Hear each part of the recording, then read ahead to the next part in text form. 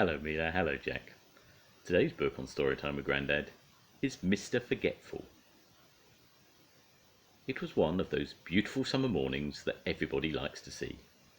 In Forget-Me-Not Cottage, the owner was fast asleep. Mr Forgetful.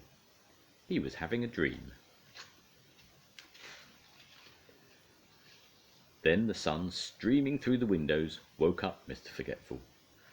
He yawned and stretched his arms and tried to remember what he'd been dreaming about. But of course he couldn't, because Mr Forgetful can't remember anything. Anything at all. Ever. Mr Forgetful got out of bed and went to wash his face. But he'd forgotten where the bathroom was in his house. And do you know what he did? He walked into the wardrobe. Silly me, he giggled to himself.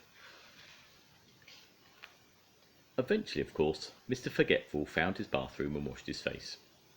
He even remembered to clean his teeth. Then he went downstairs to make himself some breakfast.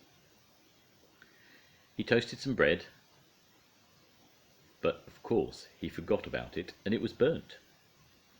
He boiled himself an egg, but of course he forgot about it and it was hard-boiled. Mr Forgetful has burnt toast and hard-boiled eggs for breakfast every day. It was such a lovely day, Mr Forgetful decided to walk down to the village to buy a stamp for a letter he'd written 3 weeks ago but had forgotten to post. Off he set. And did he remember to shut the door of Forget-Me-Not Cottage behind him? Of course he didn't. Good morning, Mr Forgetful, said Mrs Parcel in the village post office. What can I do for you this fine morning? I'd like I've forgotten, he said. A stamp? Suggested Mrs Parcel, looking at the letter Mr Forgetful was carrying. Yes, a stamp, that's what it was. I was trying to remember not to forget, said Mr Forgetful. Mrs Parcel smiled. She was used to Mr Forgetful. Mr Forgetful had some shopping to do. But could he remember what it was he was supposed to remember not to forget to shop for? Of course he couldn't. So he decided to go home. On his way he met the village policeman going the other way. Morning, Mr Forgetful, said the policeman. Will you give Farmer Fields a message from me on your way home, please? Farmer Fields had a farm not very far from Forget-Me-Not Cottage. Tell him there's a sheep loose in the lane, said the policeman. Poor Mr Forgetful. He'd never had a message to remember in his life before. There's a sheep loose in the lane, he said to himself, trying to remember the message as he hurried along. There's a sheep loose in the lane. There's a sheep loose in the lane. There's a sheep loose in the lane. There's a sheep loose in the lane. Mr Forgetful repeated the message over and over to himself. There's a sheep loose in the lane. Eventually he arrived at the farm and found Farmer Fields. Mr Fields, he said, there's a goose asleep in the rain.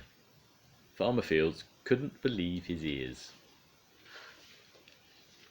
There is a goose asleep in the rain, he repeated Farmer Fields slowly.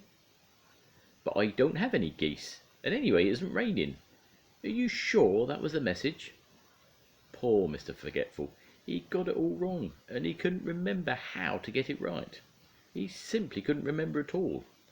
So off he went home. Poor Mr Forgetful. Mr Forgetful walked away from Farmer Fields' farm feeling sorry for himself. I wish I could remember things, he thought. He was so busy feeling sorry for himself that he didn't see that there was a sheep loose in the lane. He bumped into it and fell over. Bother, said Mr Forgetful. Bah, said the sheep. How silly letting a sheep loose in the lane, thought Mr Forgetful. And then he remembered the message. He jumped up and ran back along the lane to the farm as fast as he could. He tried and tried, but as he would simply couldn't remember anything that happened. Oh, Mr Forgetful. The end. Bye-bye, Mila. Bye-bye, Jack. See you soon. Bye.